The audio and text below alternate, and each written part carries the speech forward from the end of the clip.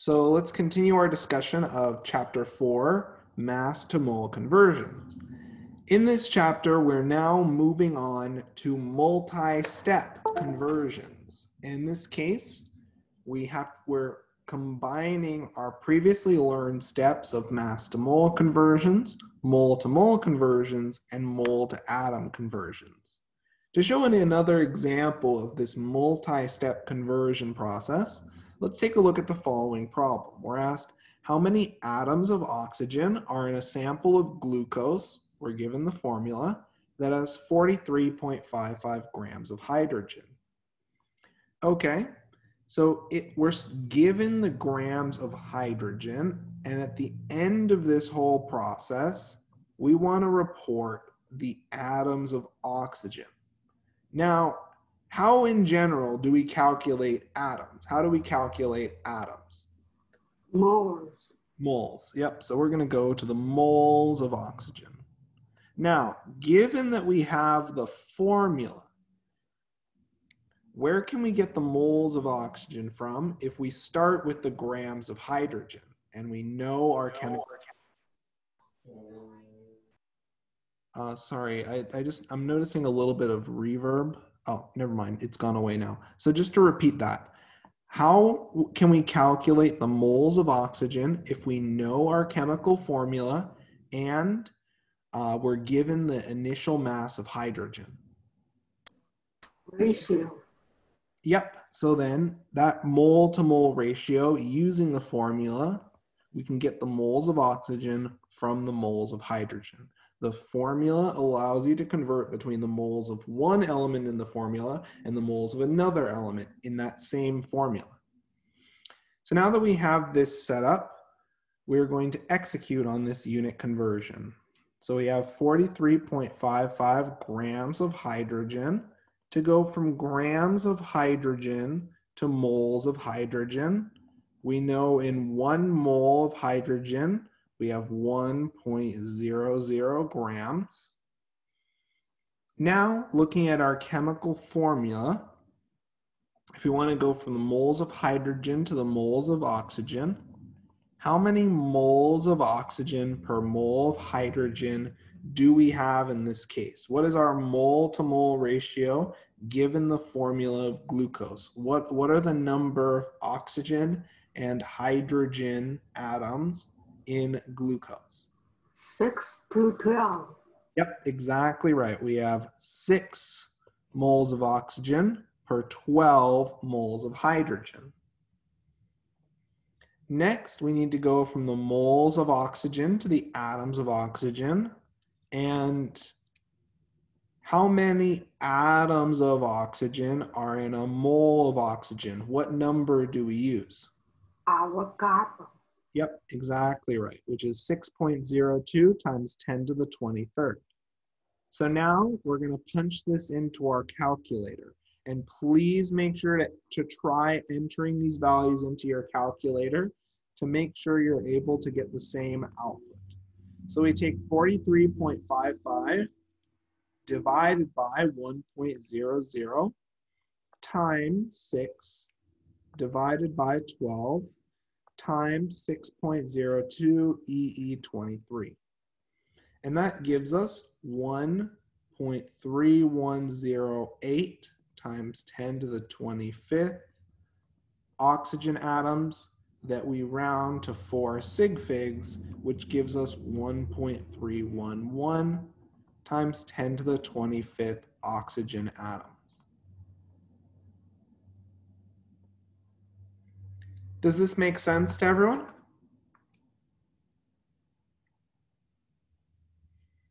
Any questions on this example?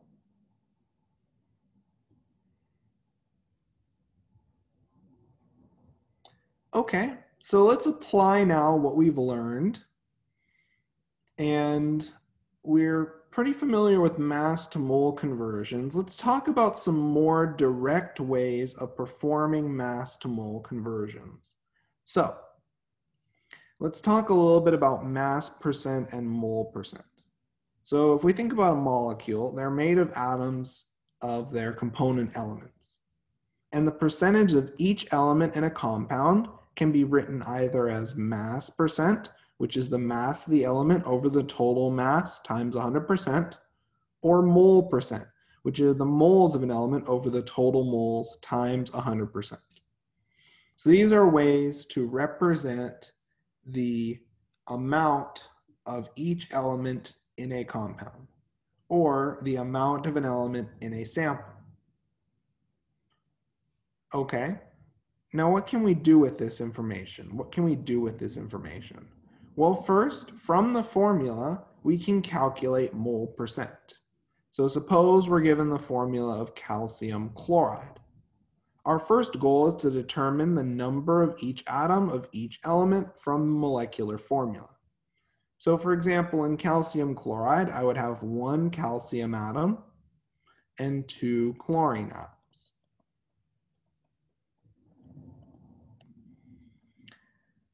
Okay, so from our chemical formula, we can determine the moles of each atom of each element and the total moles. So we can say that we have 1 mole of calcium, 2 moles of chlorine, and for our total, we have 1 plus 2, or 3 moles total. Okay, perfect. So now that we have the moles of each element, we can calculate the mole percent. So the mole percent of calcium in this case would be the moles of calcium over the total moles times 100%. So we have 1 mole of calcium over 3 moles times 100%, and that gives us 33.3%. The mole percent of chlorine, on the other hand, would be the moles of chlorine over the total moles times 100%, which is equal to 2 moles of chlorine over 3 moles total times 100%, which gives us 66.7%.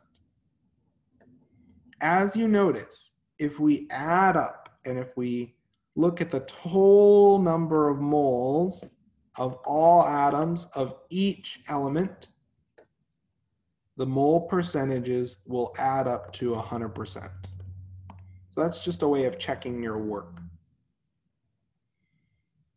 Does this example make sense to everyone? Yes. Perfect. So we can apply this same logic to calculate mass percent. So in calculating mass percent, we determine the moles of each element.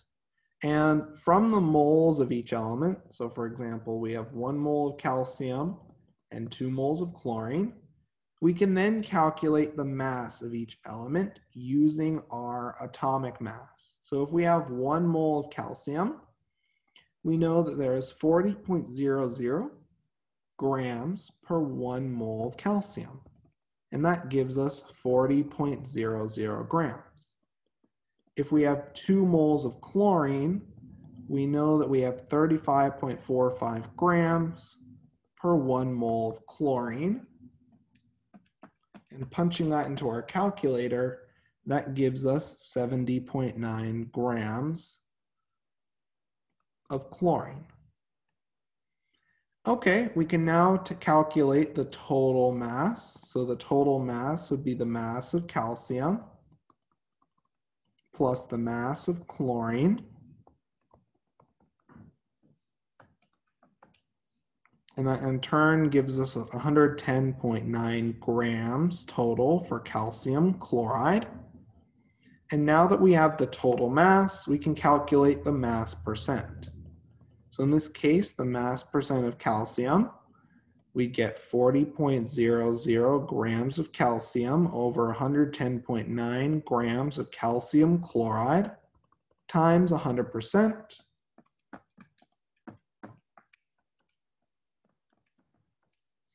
And that in turn gives us 36.07%. The mass percentage of chlorine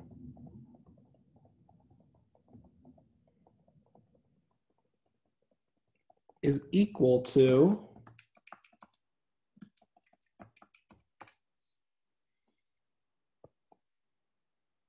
63.93%. And as we see, if we add up our two mass percentages, they would add up to 100%. Does this idea make sense to everyone? Does this idea make sense? Is everyone comfortable with calculating mass percent and mole percent? Any questions that I can address?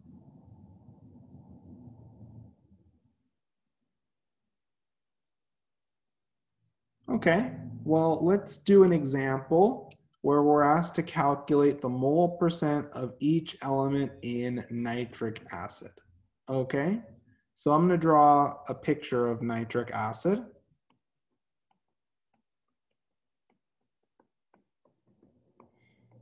Not entirely descriptive of its Lewis structure, just so I can count atoms.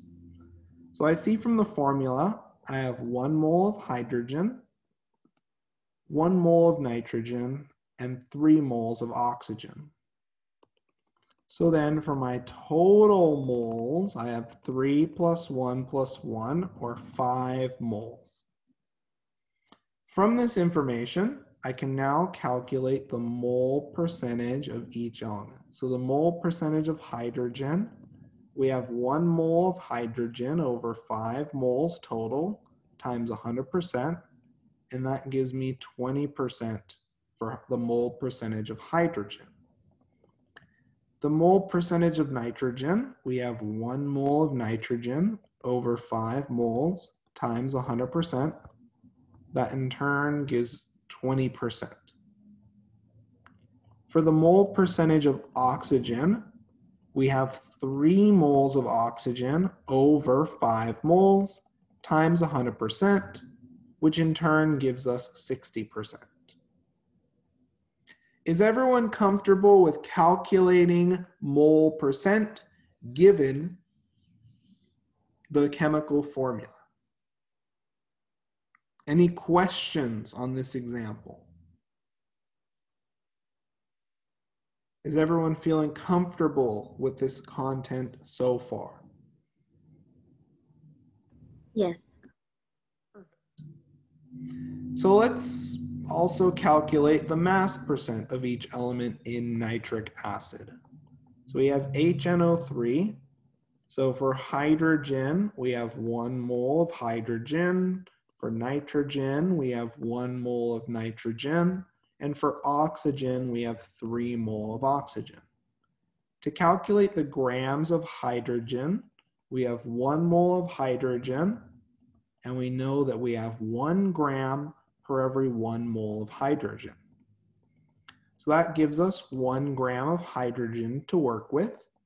For our grams of nitrogen, we have 1 mole of nitrogen, and we know that we have 14.00 grams of nitrogen per every 1 mole of nitrogen. That in turn gives us 14.00 grams of nitrogen to work with. For the grams of oxygen, we have 3 moles of oxygen, and because oxygen has a mass of 16 gram per mole oxygen, again, this is obtained from the periodic table. This is the atomic mass, otherwise known as the molar atomic mass. That gives us 48.00 grams of oxygen. If we calculate our total mass, we'd have 48.00 plus 14.00 plus 1.00. And that in turn gives us 63.00 grams per mole of nitric acid. We can then calculate the mass percentage. So for hydrogen, we take our 1.00 grams of hydrogen over 63.00 grams of nitric acid times 100%. Professor, it says mass percentage of hydrogen? Yes. Okay. Which is the mass of hydrogen over the total mass of our sample. So we take 1 gram of hydrogen over 63 grams total times 100%. And that gives us a percentage of 1.59%. For the mass percentage of nitrogen, we have 14.00 grams of nitrogen over 63.00 grams times 100%. And that in turn gives us 22.22%. Finally, for the mass percentage of oxygen, we have 48.00 grams over 63.00 grams times 100%.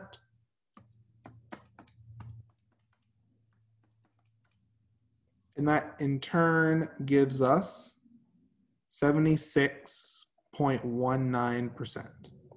And you see that if you add up each of our mass percentages, using your calculator, that gives us a total mass percentage. Of 100%. So that gives us an indication that we've done these mass percentage calculations accurately. Does that make sense to everyone?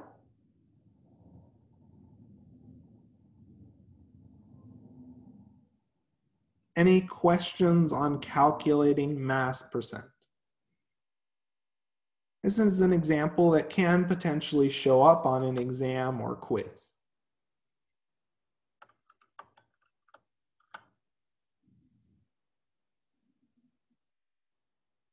Professor, when asked that question on a quiz, is it going to have the same terminology or like formation of how you ask it? Yes. Or it could be phrased like, what is the mass percent of nitrogen in nitric acid? In which case you'd only report the mass percentage of nitrogen. Okay, thank you.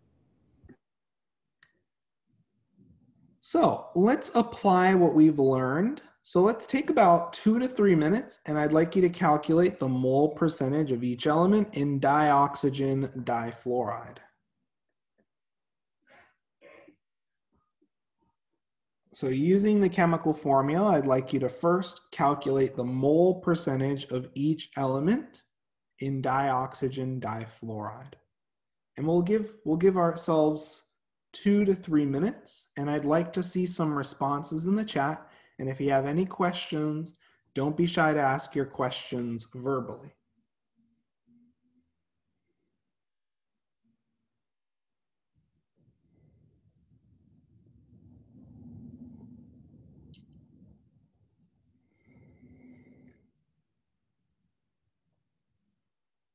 And it's great that we're seeing some responses in the chat. Let's keep working on this problem, and then we'll discuss in about another 2 to 3 minutes.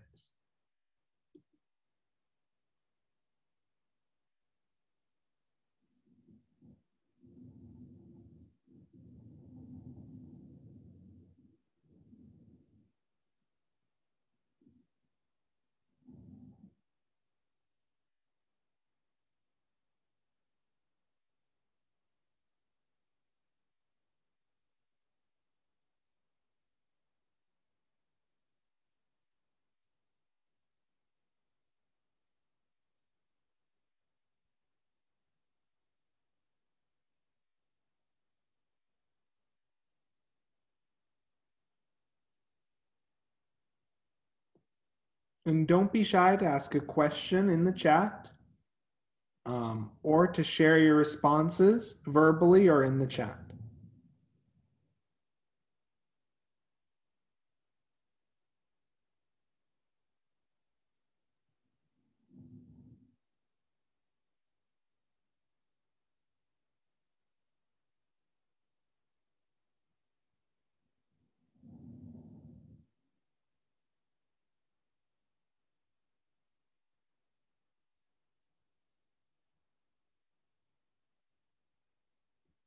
And it's great to see students sharing their responses in the chat. And we'll discuss this example in another minute.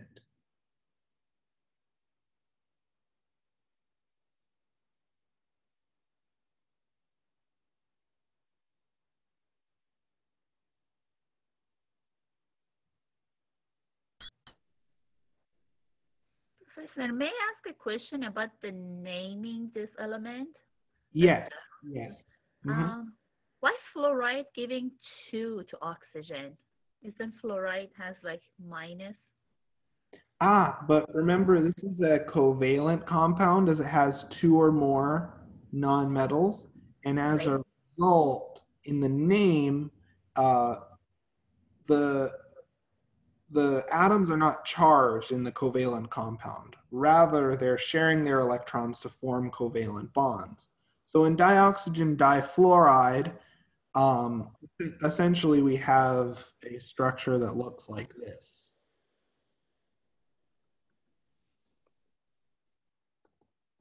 So there are no charged ions in this structure. Rather, it's a covalent compound where the atoms are sharing their electrons using covalent bonds. Okay, got it. All right, thank you. Why the formula is not just the FO, like simplest ratio? Because the simplest ratio of atom rule, it's used when given the name and you're simplifying the formula for ionic compounds. Yes, you simplify the formula to the smallest ratio of atoms. But since covalent compounds, the formula is not derived from the charge. The formula is derived explicitly from the number of atoms of each element. You do not simplify the formula for a covalent compound. Okay. Mm-hmm. So let's talk about this example. So in dioxygen difluoride, so we see that our moles of oxygen, we have 2 moles of oxygen. And for our moles of fluorine, we have 2 moles of fluorine. To calculate our total moles, we have 2 moles of oxygen plus 2 moles of fluorine. And that in turn gives us 4 moles total. So in turn, the mole percentage of oxygen would be 2 moles of oxygen over 4 moles times 100%. That in turn gives us 50%. And then the mole percentage of fluorine, again, would be 2 moles of fluorine over 4 moles total times 100%, which would also give us 50%. And as we see, if we add up all of our mole percentages, we get 100%. Does this make sense to everyone?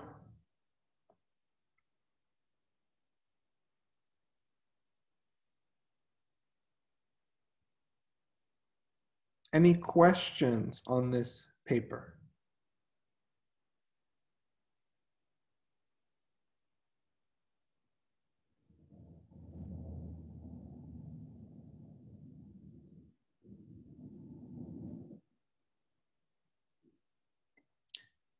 Okay, so let's take what we've learned now and let's try to apply what we've seen, and let's try to calculate the mass percentage of each element in dioxygen difluoride. Same compound, except this time you're calculating the mass percentage. So let's work on this example for the next 2 to 3 minutes, and then we'll come together as a group to discuss. Don't be shy to ask any questions in the chat or to propose your responses in the chat or verbally, and I'd be happy to get your questions answered.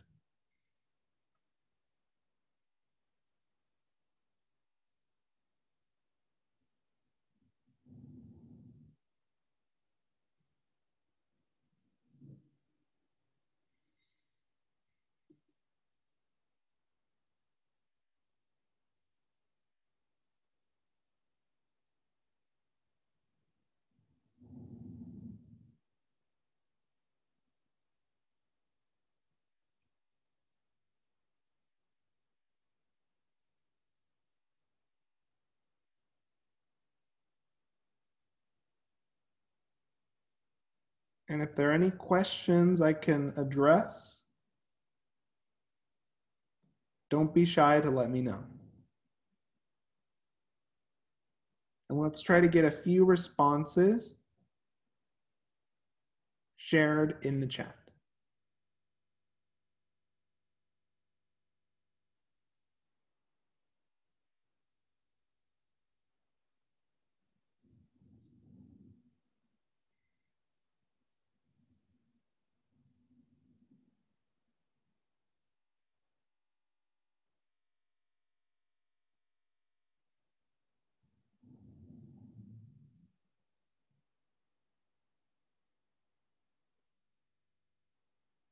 And let's try to get some proposed mass percentages of each element in the chat, and then we'll discuss momentarily. And if you have a question, if there's any part that you're unsure about, don't be shy to ask a question verbally or in the chat, and I'd be happy to get your question answered.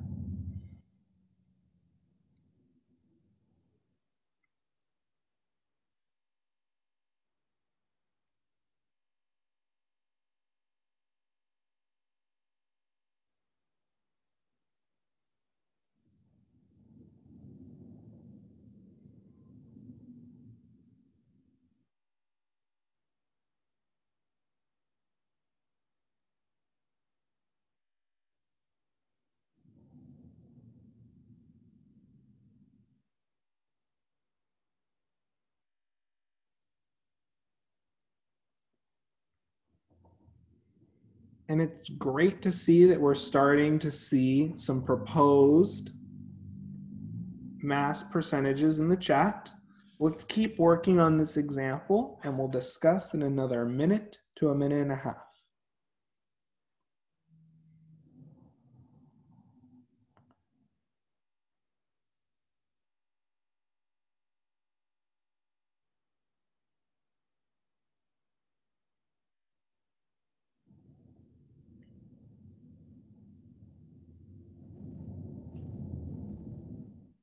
And if you have any questions working through this example, don't be shy to ask.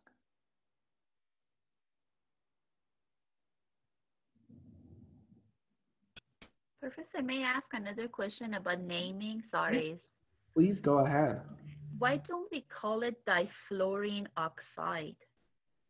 Even the oxygen is on the right side, why we don't say it like difluorine oxide, dioxide, I mean.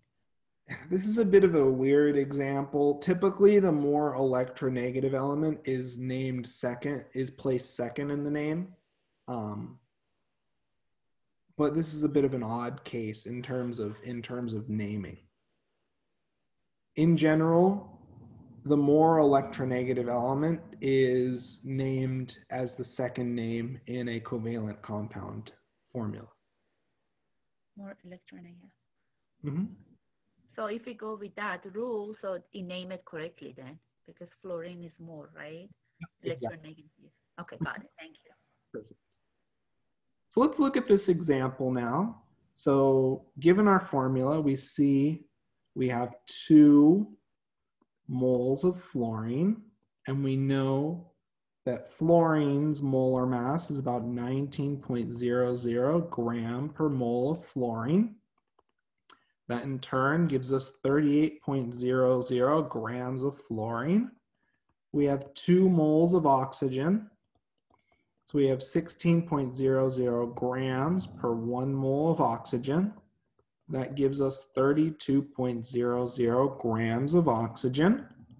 For our total mass, we have 32.00 grams of oxygen plus 38.00 grams of fluorine, and that gives us 70.00 grams total of our compound F2O2. We've essentially just calculated the molar mass. Okay, so now that we have that set up, we can calculate the mass percentage of fluorine, which will be 38.00 grams of fluorine over 70.00 grams of F2O2 times 100%. So we have 38 over 70, And that in turn gives us 54.29%.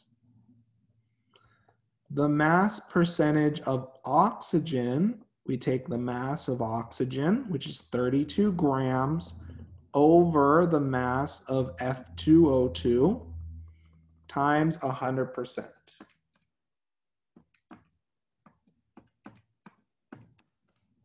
And that in turn, 32 over 70 times 100%.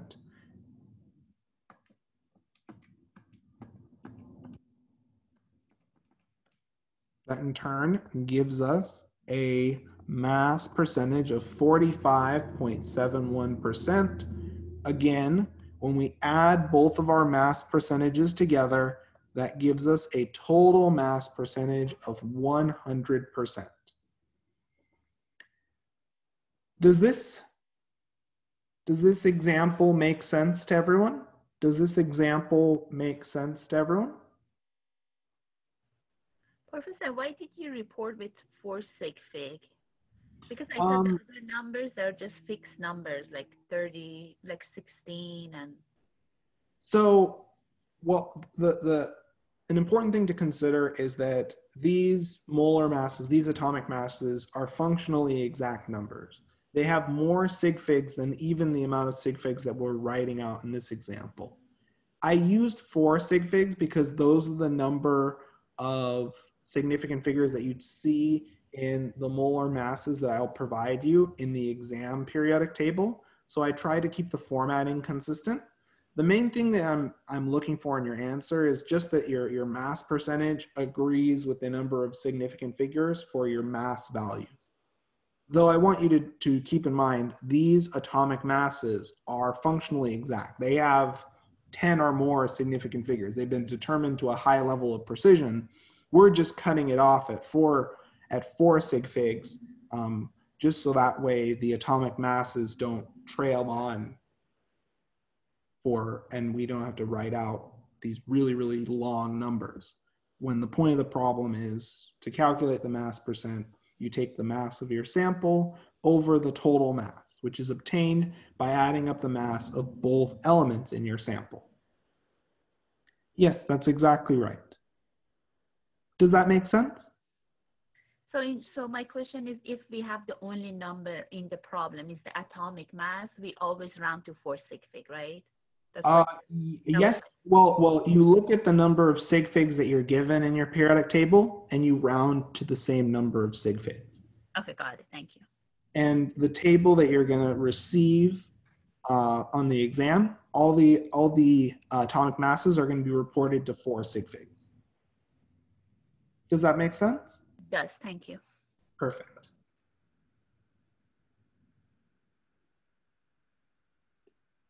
So to show how we'd calculate this 54.29, you'd first enter 38.00 in your calculator, then you'd hit the division symbol and enter 70.00. Then you'd hit the multiplication symbol, and then you'd type in 100 times 100, and then you'd hit the equal sign. When you enter it that way into your calculator, do you reach the same result that I have? Perfect. And if you need any other help entering any of these calculations into your calculator, just let me know and I'd be happy to show you.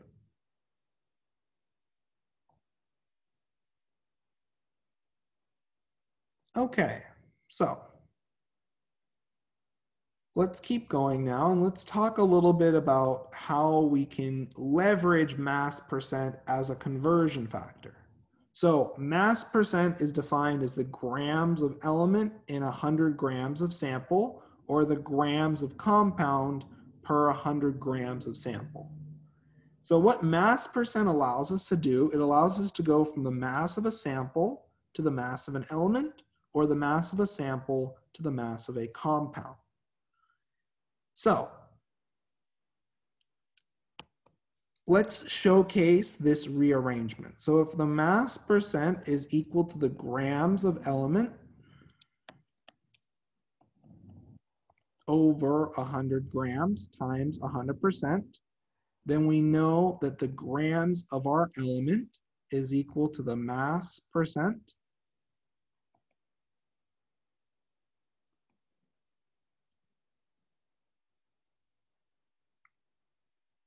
and rewriting, so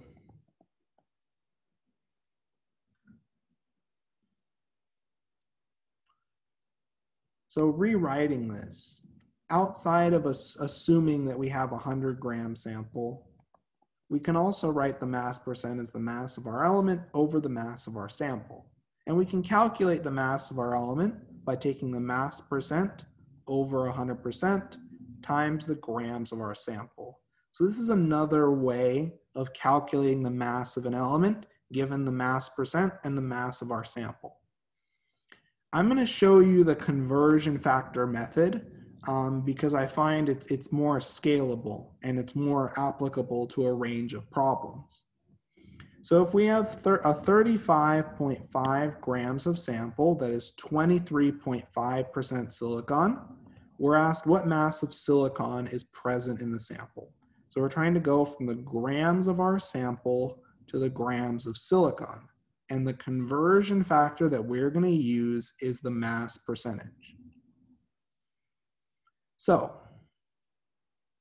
if we have 35.5 grams of sample, this mass percentage of 23.5% is essentially saying that we have 23.5 grams of silicon per every 100 grams of sample. This is a textbook form and conversion factor form of the mass percent. Does everyone notice how when we're calculating the mass of silicon, that these two equations, the equation obtained from the conversion factor method and the equation obtained from the algebraic method, these two equations are the same. They look exactly the same in terms of formatting.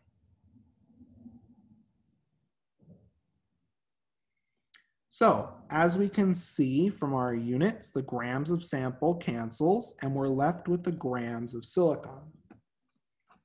So we punch this into our calculator. We have 35.5 times 23.5 over 100. And that in turn gives us 8.34 grams of silicon. So you can write any mass percentage as the grams of that component over 100 grams of sample. And by writing mass percentage as a conversion factor, we can use the same logic of unit analysis to solve these problems. Does that make sense to everyone? Does this idea make sense? Any questions on this?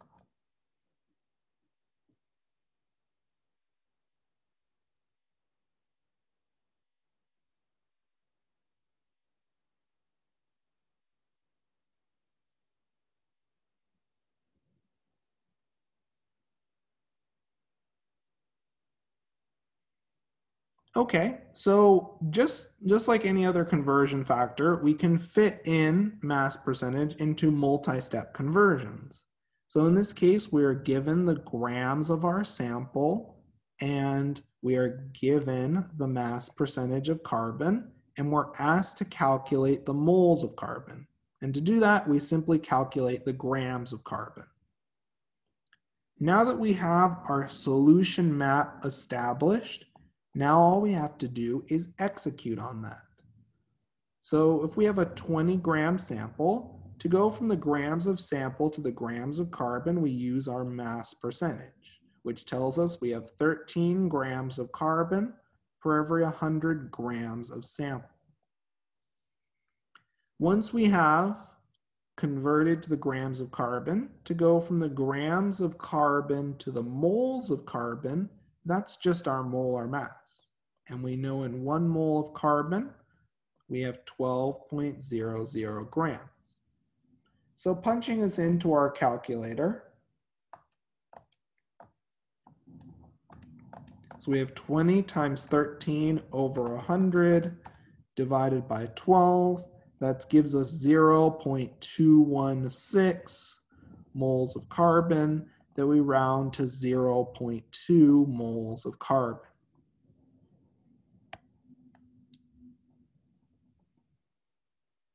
Does this example make sense? Does this example make sense?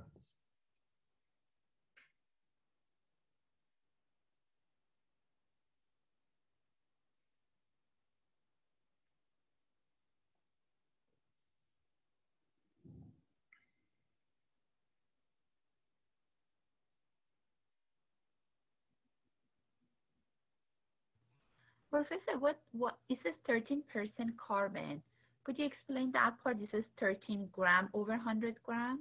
Yep, exactly. So if we think about 13% by mass, so another way of writing this calculation is that the grams of carbon would be equal to the mass percentage of carbon over 100% times the grams total. So what this 13 over 100 is representing is this component of our conversion factor. So another way to visualize this, so if it's 13% by mass and you have a 100 gram sample, if you have 13% of 100 grams, that percentage slice would be 13 grams, right? Yes, okay. So then we can rewrite this mass percentage as the mass in 100 grams of sample. Does that make sense? Yes, it does. Thank you. Perfect. Any other questions I can address?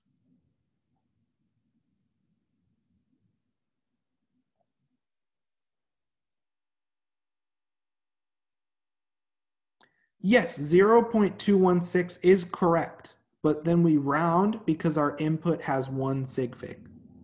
So your calculations are correct.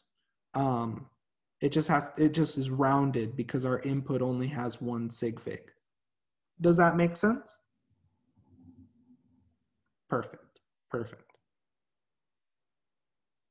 So let's keep going with this, and we can utilize a pretty interesting principle in solving these problems. The mass percent of each component element should total to 100%. So for example, if a 15 gram sample is analyzed and found to contain 14% carbon, with the remaining mass being fluorine, how many moles of fluorine are present in the sample? So in this case, we are starting out with our grams of sample, and we're asked to calculate the moles of fluorine. So to do that, we're going to go through the grams of fluorine. Now, we know that the mass percentage of carbon plus the mass percentage of fluorine must add to 100%. Ergo, the mass percentage of fluorine is equal to 100 minus the percentage of carbon, which is 14%. That gives us a mass percentage of fluorine of 86%. So now that we have this set up, we have all the tools that we need to complete this unit conversion. So starting off, when we have 15 grams of sample, we know that for 15 grams of sample, let's look at our solution map. We're asked to go to the grams of fluorine. Given our percentage of by mass of fluorine is 86%, we know we have 86 grams of fluorine per 100 grams total. That's our mass percentage conversion factor that we calculated. Next, we can go from the grams of fluorine to the moles of fluorine. And we know in 1 mole of fluorine, we have 19.00 grams. So punching this into our calculator, we have 15 times 86 over 100 over 19. And that in turn gives us 67.89% that we then round to not percent. Whoops. I multiplied by 100. Got a little ahead of myself there. So punching this into our calculator, that in turn gives us 0.6789 moles of fluorine that we then round to 0.68 moles of fluorine.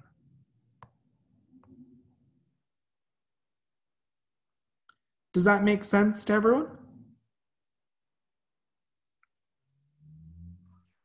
Yes.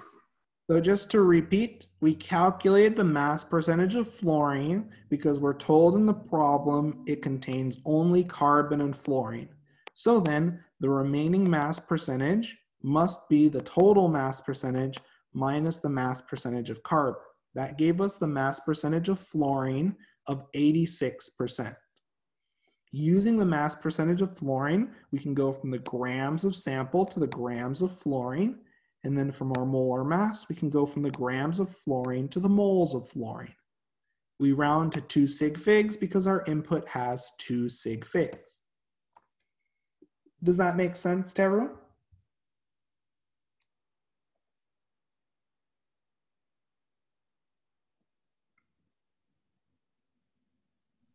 Yes.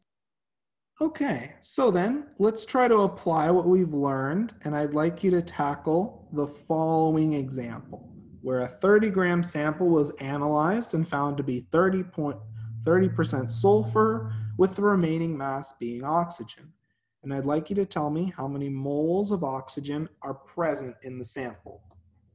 And everyone's able to hear me okay from the Zoom stream, right? There are no issues with lag or anything like that?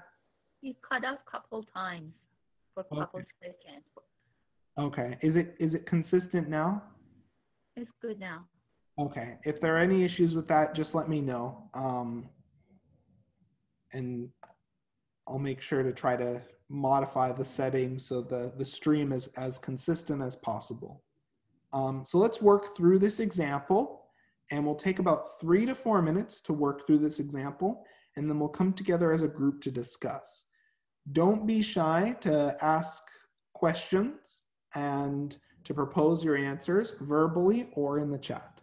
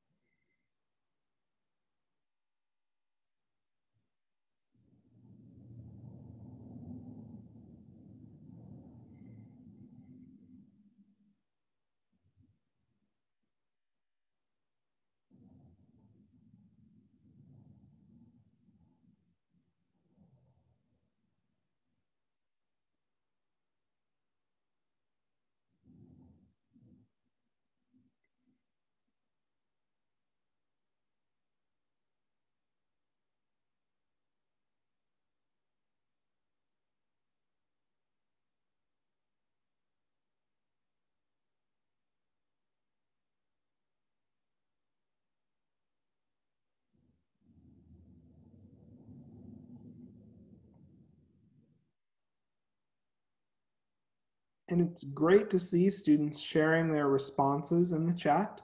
And we'll discuss this example in about another 2 to 3 minutes.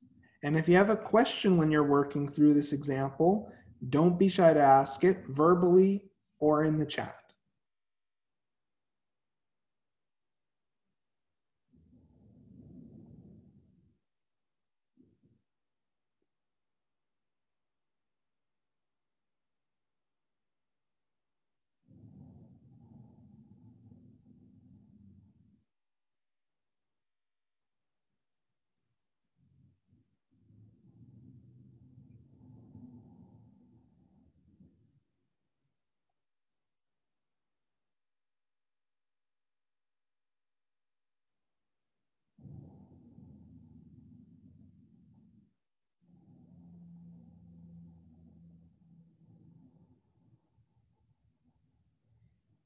And if you have any questions, don't be shy to ask. And we'll discuss this example in another 1.5 to 2 minutes.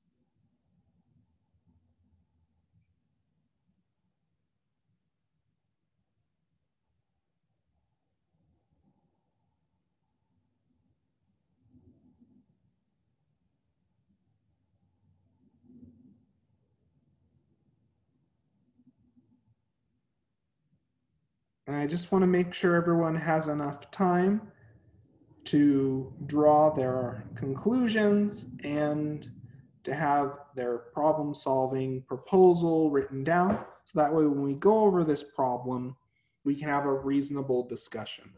I see a large number of the class has responded in the chat. Thank you for doing so. We're now going to discuss this example. So in this case, we're given the mass of our sample. So we're given the grams of our sample. And we're asked to calculate the moles of oxygen. We can get the moles of oxygen from the grams of oxygen.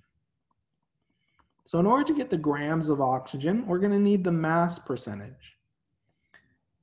So to calculate the mass percentage of oxygen, we're going to take 100% minus the mass percentage of sulfur. So we have 100% minus 30%, which gives us 70% for the mass percentage of oxygen. So now that we have this set up, we can execute on this conversion. So given that we have 30 grams of sample, we know from our mass percentage to go to our grams of oxygen, we have 70 grams of oxygen per 100 grams of sample. Then to go from our grams of oxygen to our moles of oxygen, we use our molar mass. So we know in 1 mole of oxygen, we have 16.00 grams. Now that we have plugged in all our conversion factors, all we have to do is execute. So we take 30 times 70 over 100 divided by 16. That in turn gives us 1.3125 moles of oxygen that we round to 1 mole of oxygen, as we only have one significant figure in our input. Does that make sense to everyone?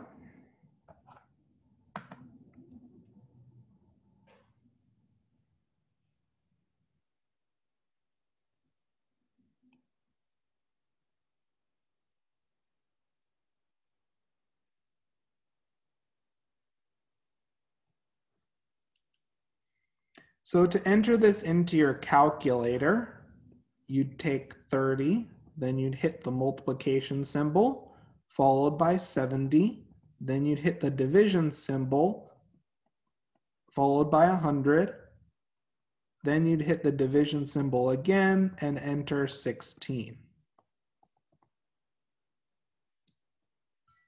Does that make sense?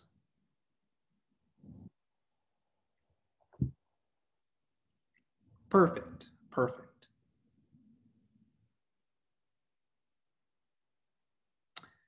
So let's look at an advanced example where we perform some multi-step conversions using mass percent. So we're going to read through this problem and we're going to tackle it step by step. So in the first case, we're given the following information. A 2-gram tablet of aspirin is 16.3% acetylsalicylic acid by mass. And we're asked to calculate the mass of acetylsalicylic acid in the tablet. So I'd like you to try to start off this problem using our idea of mass percentage as a conversion factor. The only thing that's new in this example is rather than being given the mass percentage of an element, you're given the mass percentage of a compound. So let's work on this example for about 1.5 minutes and 2 minutes. Let's just try to get this first part of the example complete and submitted.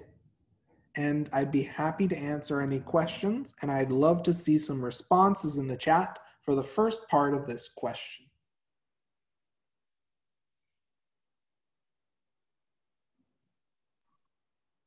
What does MW mean? The MW this is just the molar mass. MW is an abbreviation for molecular weight or molar mass.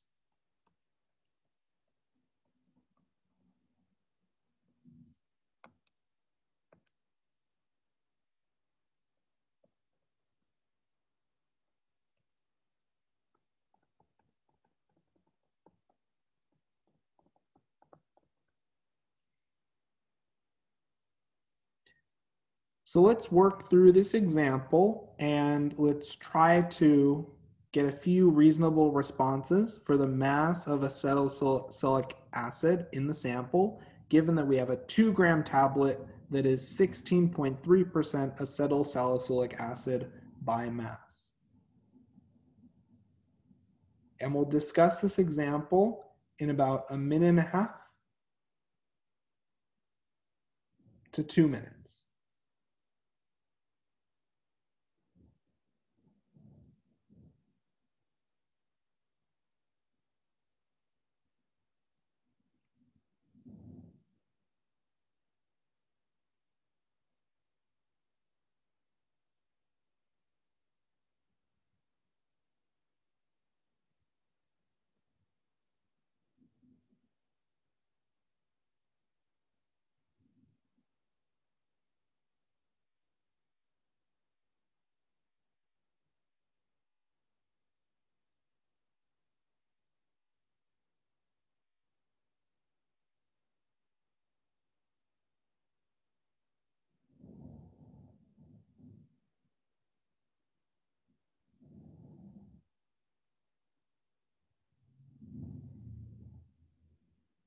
So let's try to get a few responses in the chat for the mass of acetylsalicylic acid given the mass percentage. And we'll discuss this example momentarily.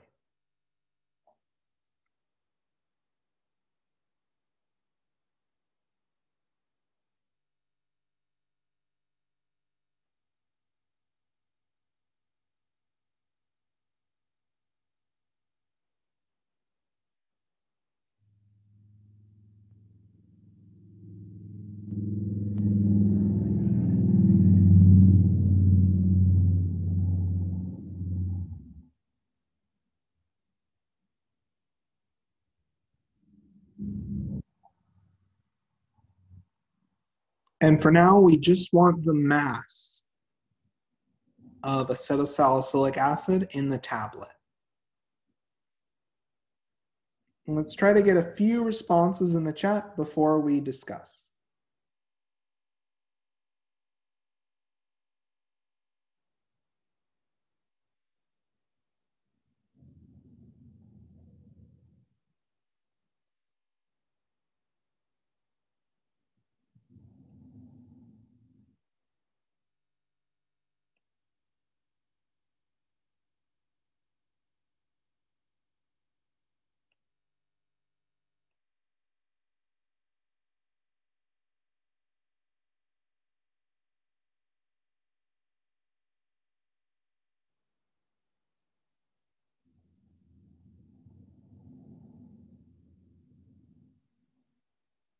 Okay, so let's discuss this example. So in this case, we're given the mass of our tablet and we're asked to calculate the grams of acetylsalicylic acid, which has the following formula. So to go from the total mass to the mass of an element or compound, we're going to use the mass percentage. We're going to use our mass percentage. So given that we have a 2-gram tablet, we know for the mass percentage, we have 16.3 grams of acetylsalicylic acid per every 100 grams of sample. Punching this conversion factor into our calculator, plugging our conversion factor into our calculator, we have 2 times 16.3 over 100, and that gives us 0.326 grams of acetylsalicylic acid. As we're doing a multi-step conversion, we're going to retain all of our digits, but if we had to round, we'd round this for reporting our final answer as 0.3 grams. Does this make sense to everyone so far? Does everyone? So 100 gram of what? So this is the grams of our tablet. So this would be 100 grams of the tablet. Oh, okay. Mass percent as a conversion factor is defined as the mass of our component over the total mass of our sample. In this case, the sample is the tablet. Does that make sense? So does the aspirin contain salicylic acid? Yep, exactly. Yep, that's the major active component of aspirin.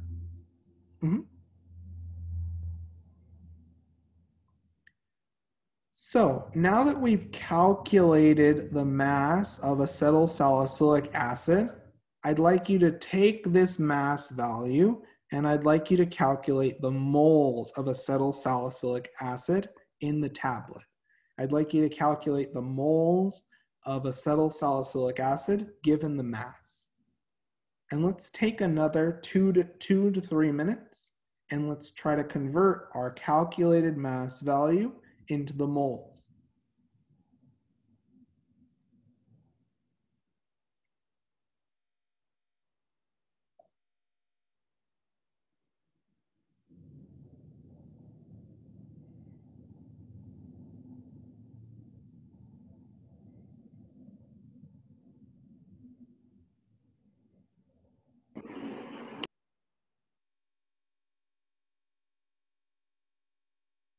So given the mass of acetylsalicylic acid, I'd like you to work towards calculating the moles.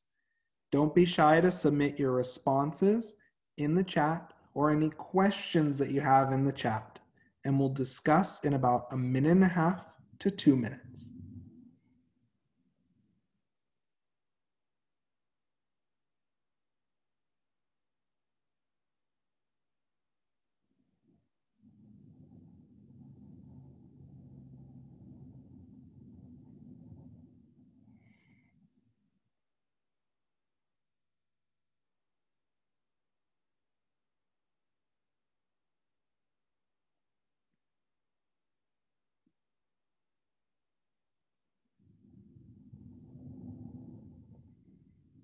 And it's great to see that we're observing reported moles calculations in the chat. We'll give everyone about another minute to work on this problem where we're calculating the moles of acetylsalicylic acid given the mass. And we'll discuss this example in about another 30 seconds to a minute.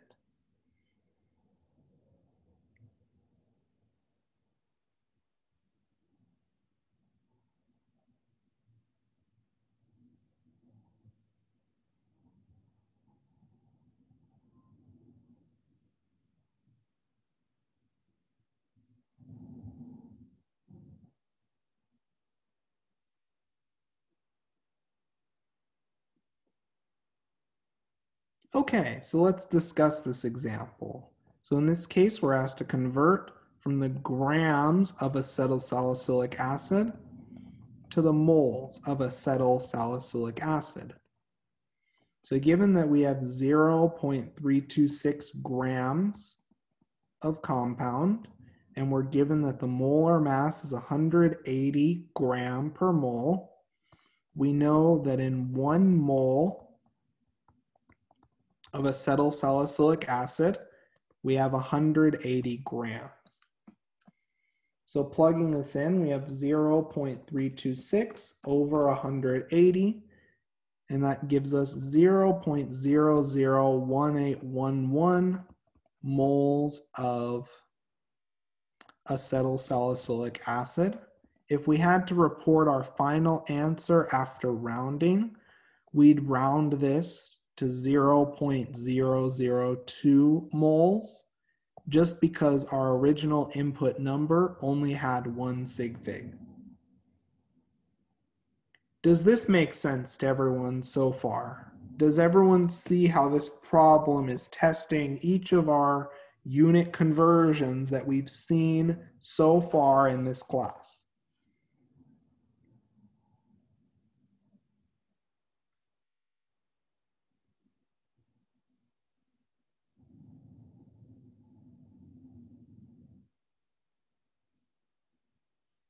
Does this make sense to everyone so far? Can I get some confirmation in the chat that everyone's comfortable with how we've approached and solved this problem so far? Yes. Perfect. With the significant figures. Ah, yes. Because our original mass of the tablet had 1 sig fig, Uh-huh. all of our... Oh, with the 2 grams. Scott. Okay. Okay, that makes sense now. Perfect. Thank you. So let's keep going with this example. We're just carrying through our value through multiple unit conversions. In this case, now we're asked to calculate the moles of oxygen in a 2-gram tablet, given that we have 0.01811 moles of acetylsalicylic acid. So I'd like you to convert the moles of this compound into the moles of oxygen. And again, let's take another 2 to 3 minutes to work on this example.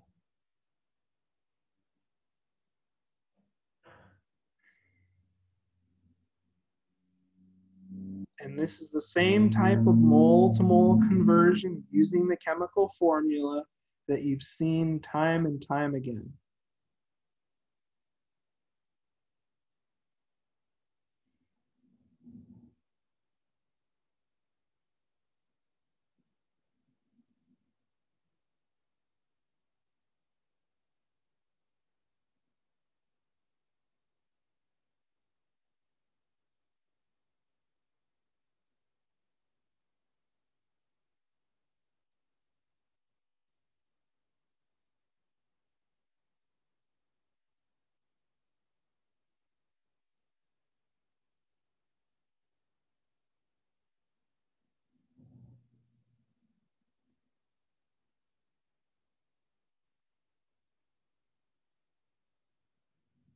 And don't be shy to share any questions or responses that you have in the chat. I'm looking to see that we have a reasonable pool of class responses for this next mole-to-mole conversion before we continue.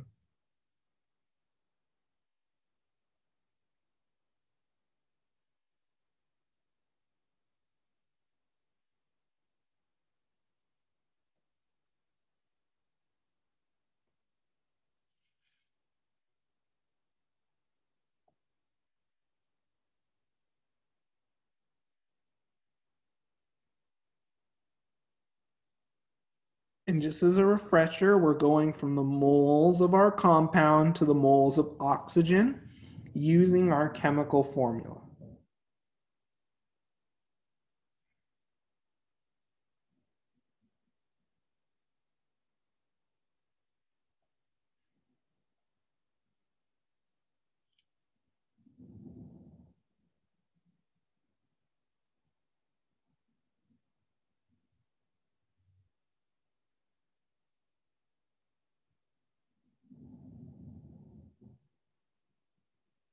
And it's great to see that the class is contributing their responses in the chat.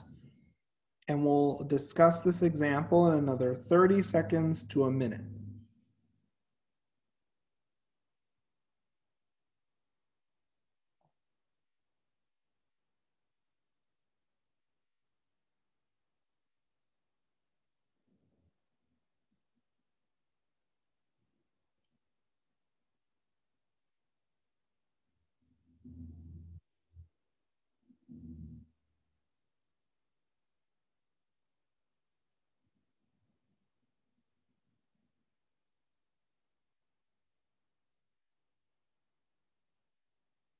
Okay, so let's discuss this example. So to go from the moles of a compound to the moles of an element, we use our formula ratio. So we have 0.001811 moles of acetylsalicylic acid. And my question to all of you is, in our formula, how many moles of oxygen do we have in 1 mole of our compound? 4, yep. Exactly right. Everyone see the 4 oxygens? So punching this into our calculator, we have 0.001811 times 4. and that gives us 0.007244 moles of oxygen. And we could round this based on our sig fig rules to one significant figure because our original input had one significant figure. Does this example make sense?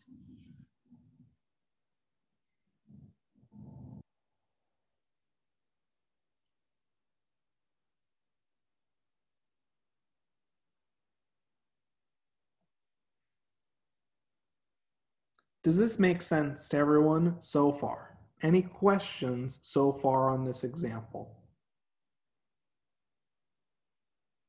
Professor, I'm just a little confused on, given that, so basically, how did you get the 0.001811? This is the same problem from before. We're just continuing this problem. Oh, I see. Does that make sense? Yes, okay. I was thrown off, sorry.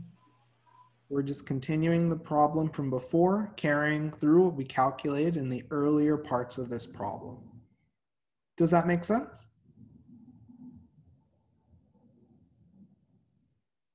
Perfect. Any other questions on this example?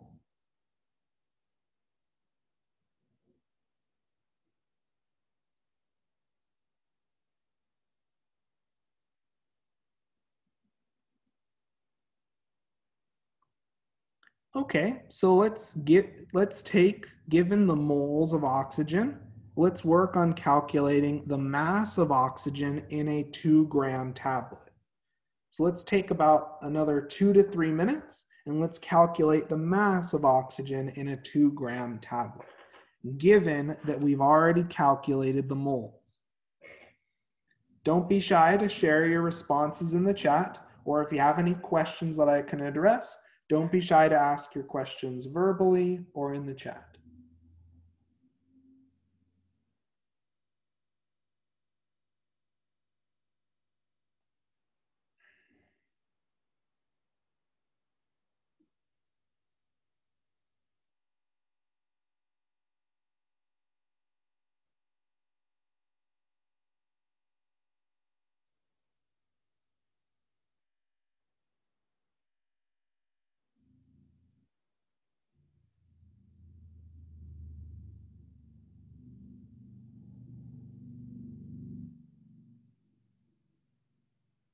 And it's great to see a reasonable pool of responses. Let's give everyone another 30 seconds to a minute to complete this mole to mass conversion, and then we'll discuss.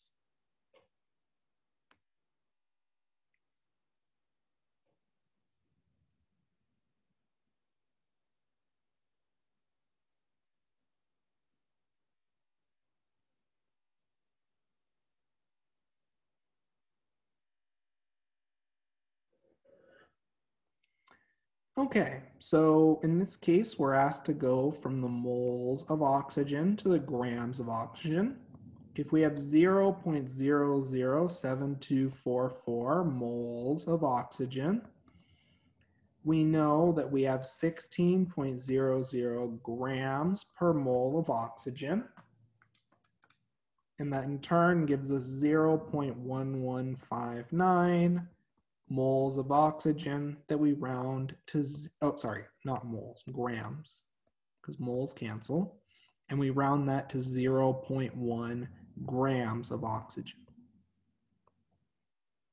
Does this question make sense? Does this part of the question make sense?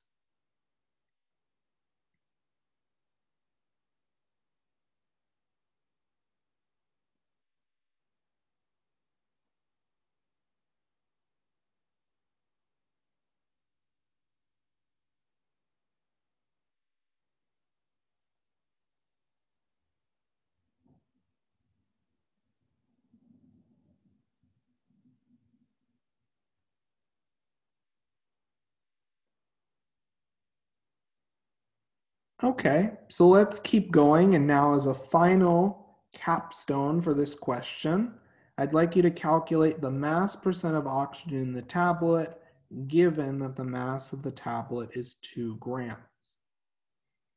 So let's spend about 2 to 3 minutes on this final part of the question, and then we'll discuss together as a class.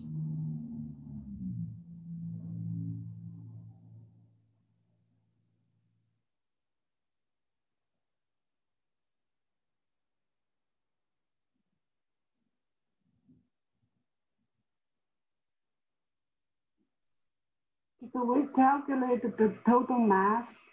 The total mass is given in the problem to be 2 grams. Oh, okay. So let's keep working through this example, and if you have any other questions or if you have a proposed response for this problem, don't be shy to message in the chat.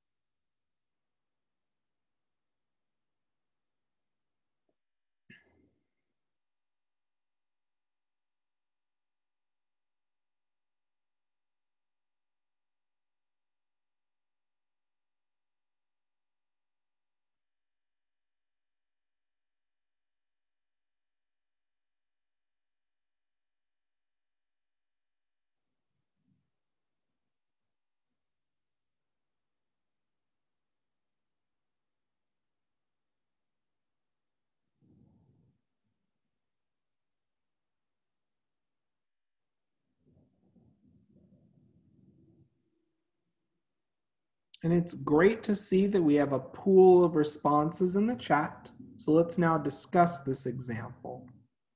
So mass percent is defined. So the mass percentage of oxygen in this case is defined as the grams of oxygen over the grams total times 100%. So we know we have 0.1159 grams of oxygen. And we know that we have a total mass in our tablet of 2 grams.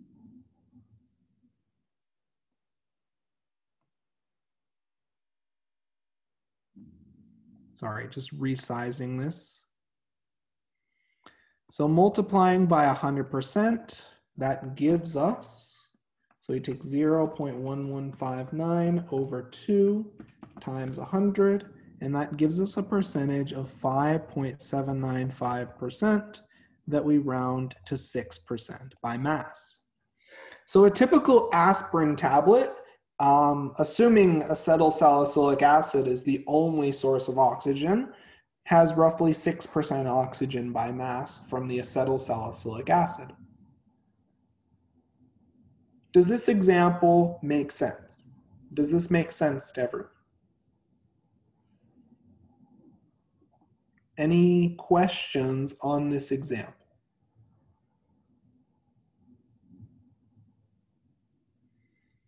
Okay, so let's do another somewhat higher level example. So ethanol has a density of 0.789 gram per mil and was found to have the following percentages of each element by mass. And our first goal of business is to determine the mass of hydrogen in 0.1 liters of ethanol. Let's take about 3 to 4 minutes to work on this problem. And if you have any questions setting up this problem, don't be shy to ask in the chat. Remember, the density allows us to convert between the mass and volume of a sample. So let's work through this example and we'll discuss in about 3 to 4 minutes.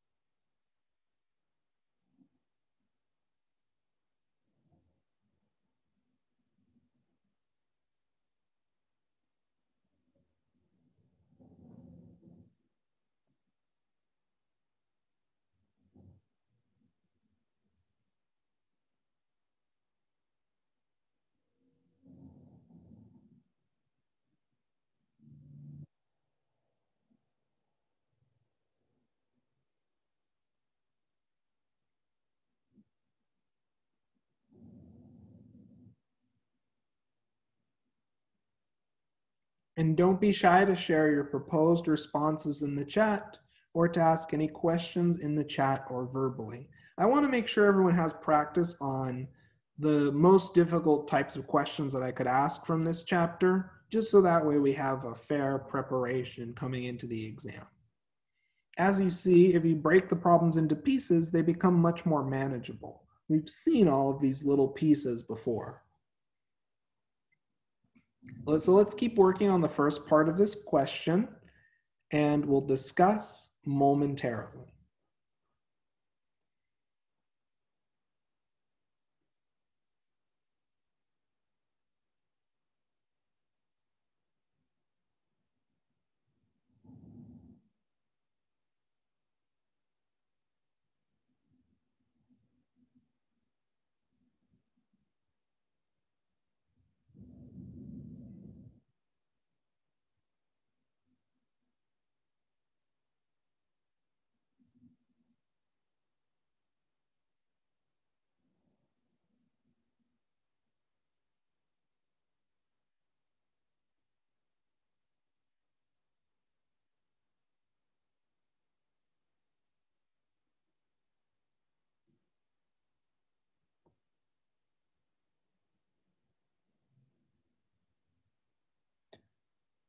So to help with the setup, write out what values you are given, what your starting value is, and then focus on what final value you're aiming to calculate.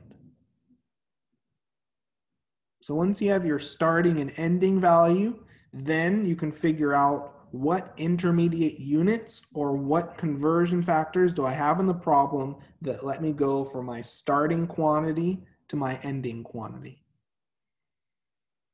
It's great to see that students are starting to share their responses in the chat.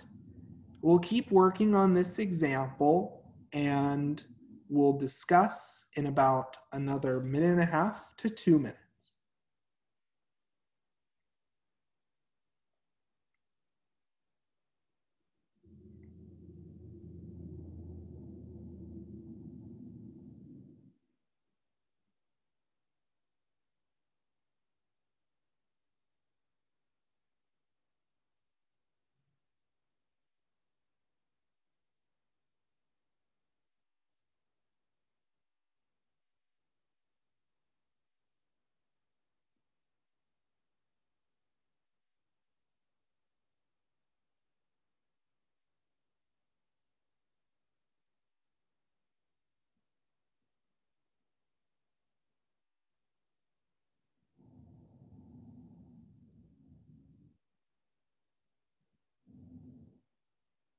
And don't be shy to share any questions you have or your proposed responses in the chat.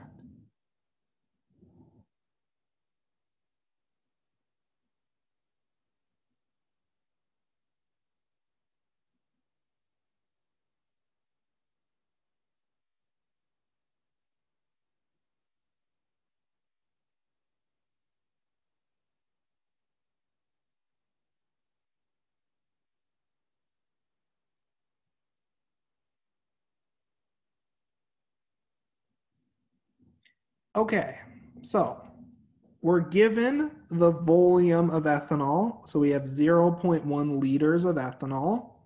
And in the end, we're asked to calculate the grams of hydrogen. We can calculate the grams of hydrogen, given our mass percent, from the grams of ethanol. And we can calculate the grams of ethanol using the density from the milliliters of ethanol, because the density allows us to convert between the volume and the mass. So now that we have our conversion map set up, we have 0.1 liters. We know in 1 milliliter, we have 10 to the negative third liter. And then to go from our volume to our mass, we utilize our density, which is 0.789 grams of ethanol per 1 milliliter. Then to go from grams of ethanol to grams of hydrogen, we use our mass percent. So we have 13.1 grams of hydrogen for every 100 grams of ethanol. So punching this into our calculator, we have 0.1 divided by 1 EE negative 3 times 0.789 times 13.1 divided by 100. And that in turn gives us 10.3 grams of hydrogen that we in turn round to 10 grams of hydrogen to respect the fact we only have one significant figure. Does this example make sense to everyone? Does this example make sense to everyone? Any questions on this example? The one significant figure comes from the 0.1 liter. Yes, exactly right.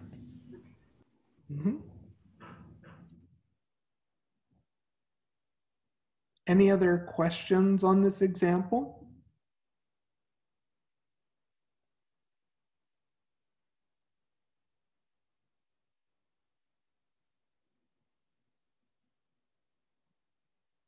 Perfect.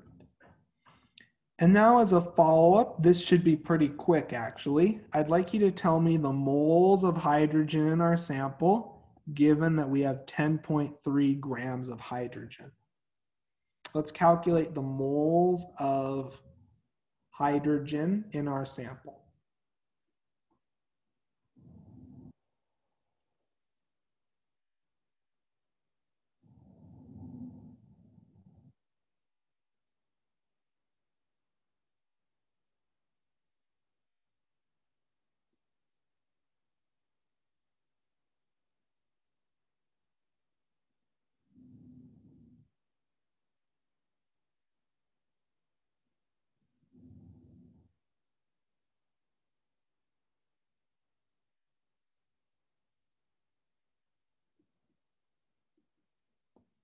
And as we can see, this is a pretty fast conversion because in 1 mole of hydrogen, we have 1 gram of hydrogen, and that gives us 10.3 moles of hydrogen, which we round to 10 moles of hydrogen. Oh, one moment, OneNote had a small stutter.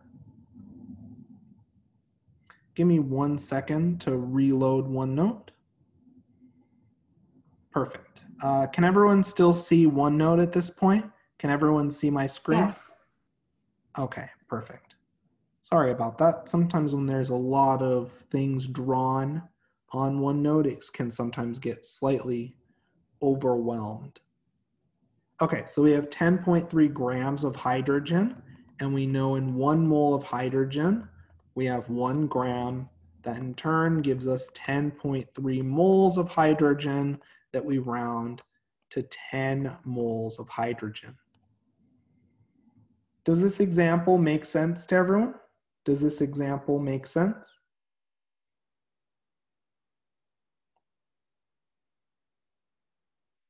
Any questions on this example? So as we can see, you've tackled some relatively difficult examples and essentially have applied all of the concepts that we've covered in this chapter to perform multi-step mass to mole conversions. This is about as hard as it's going to get for an exam. So if you study the examples that we've covered throughout this chapter, you should be more than okay.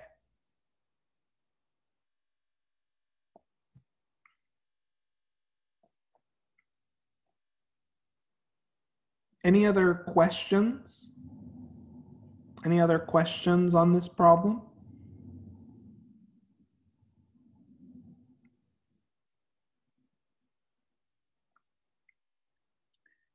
If not, let's keep going to our next major topic, which is the empirical and the molecular formula. So, looking at the empirical and molecular formula, most analytical methods provide us the mass or mole ratio of elements in a sample or the mole and mass percent of elements in a sample. The mass percent, mole percent, mass ratio, or mole ratio are used to calculate the empirical formula. So the empirical formula is the simplest formula that contains the smallest whole number ratio of elements that make up a compound. So the empirical formula can be thought of as the smallest whole number mole ratio of each element. So for example, in P2O10, we have 10 moles of oxygen per every 2 moles of phosphorus, and that could be simplified to 5 moles of oxygen to 1 mole of phosphorus. So our empirical formula would be PO5.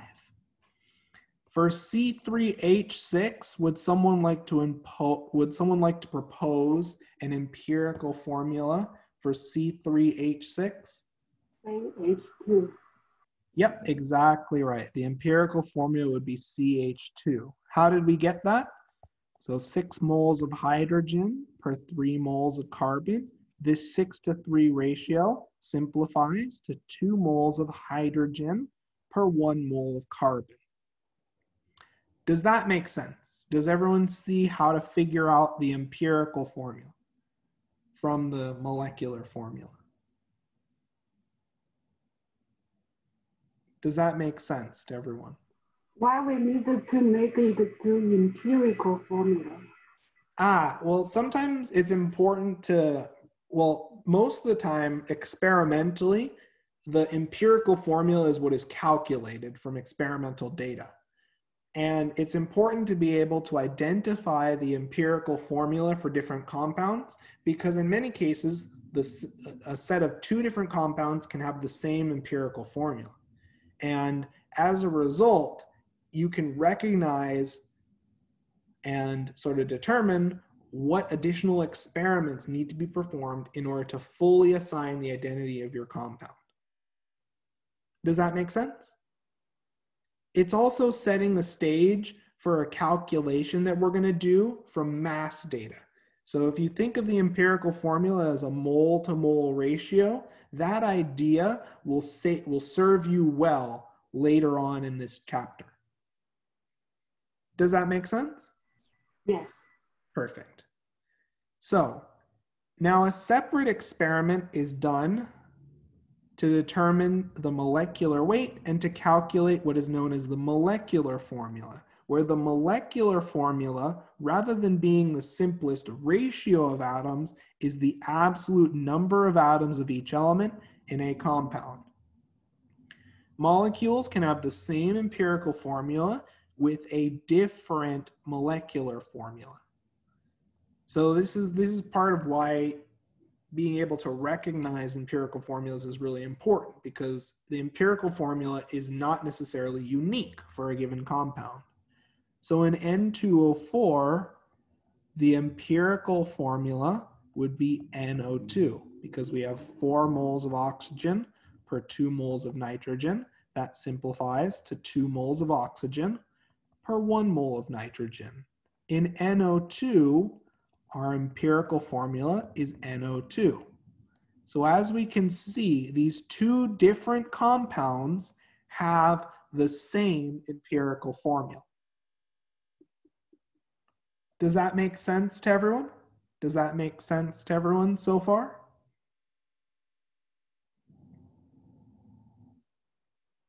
Perfect.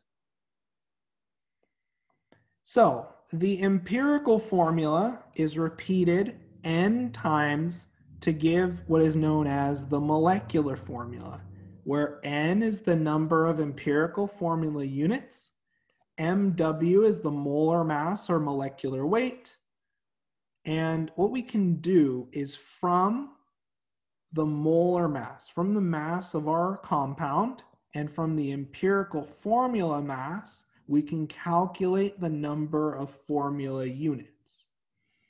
So, to give you an example of how this works, if the empirical formula of hydrazine is NH2 and its molecular mass is 32, let's figure out how many formula units that we have. So NH2, we can calculate the empirical mass. So let's calculate the empirical mass of NH2. So we take the mass of nitrogen, which is 14 grams per mole of nitrogen, and we have one nitrogen atom. We have 1 gram per mole hydrogen, and we have 2 hydrogen atoms, and that in turn gives us an empirical mass of 16 grams per mole of NH2. So we plug in our empirical mass,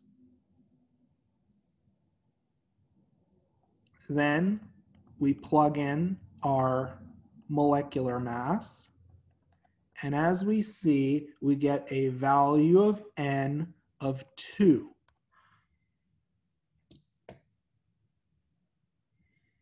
I'll pan up in a moment. Let's just finish this thought for now.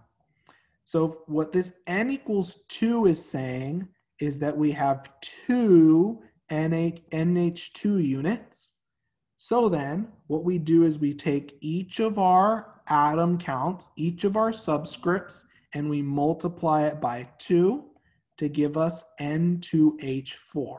And this would be our molecular formula. Does that idea make sense? By calculating N, it tells us how many of these empirical units that we have, and so we multiply our empirical formula by N to get our molecular formula. Another way to visualize this is if we think about NH2, we can simplify it to N2H4. Does that make sense? Does this idea make sense of how we calculate the molecular formula from the empirical formula and the molar mass? Can I get some confirmation in the chat for this? Okay, so just to show the earlier part of the notes, as a student requested this, could you let me know in the chat once you've finished writing down the portion that you need? Also, all of the notes are recorded, and once we finish a chapter, the annotated notes will be reported and posted onto Canvas.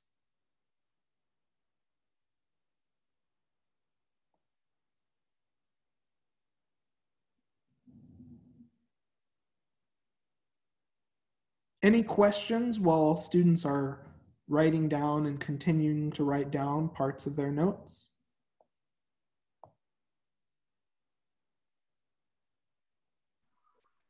So empirical mass is the same as molecular mass. The empirical mass, it's a very specific molecular mass. It is the mass of the empirical formula unit, while the molecular mass is the mass of our entire molecule with all of the empirical formula units in it. Does that make sense? Yes. Perfect. So, to make sure everyone's comfortable calculating the molecular formula, I'd like you to look at the following example. So the empirical formula of benzene is CH, and its molecular mass is 78 gram per mole. I'd like you to tell me, and I'd like you to calculate the molecular formula of benzene. So let's take about 3 to 4 minutes to work on this example, and then we'll discuss.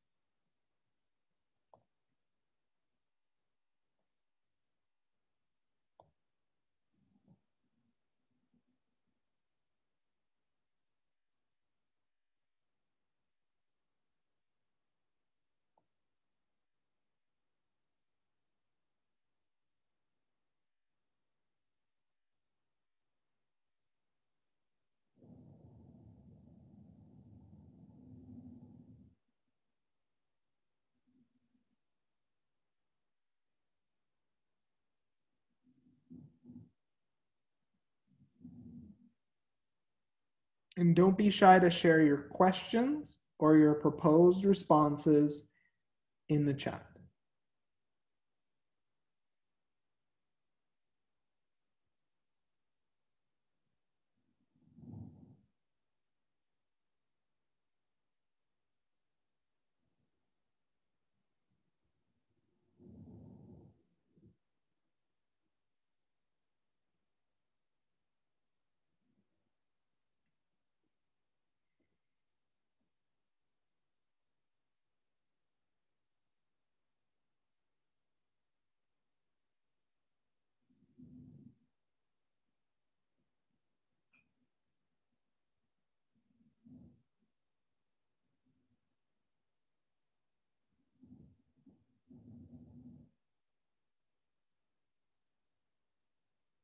Let's try to get a few more proposed formulas in the chat, and then we'll discuss shortly.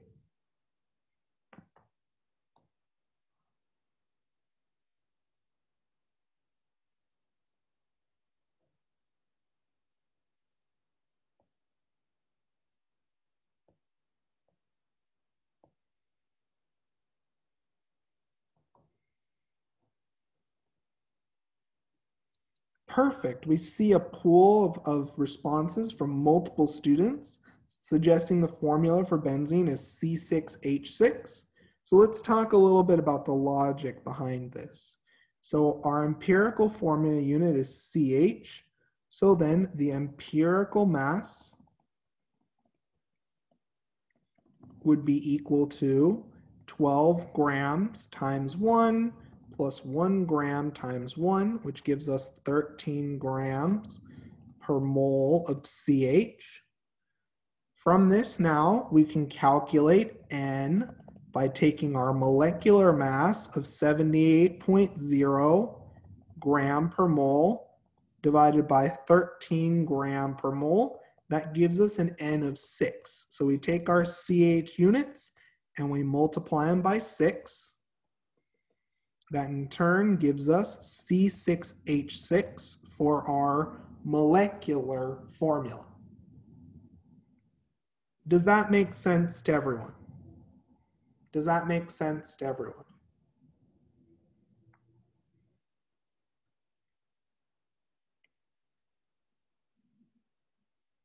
Is everyone comfortable with this example? Any questions?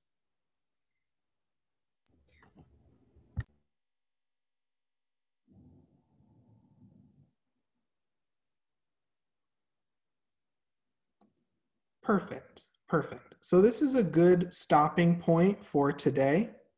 And what we're gonna do is we're gonna take a small break and then we'll meet again for a lab where we'll have a lot of time in this lab to work on some of the problems that I've assigned. I've posted a series of workbook pages for students to work on, and I've also opened up the optional nomenclature quizzes.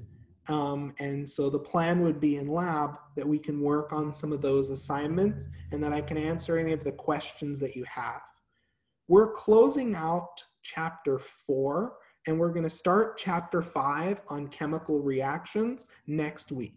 I have the notes ready to post. I just wanted to make sure they were released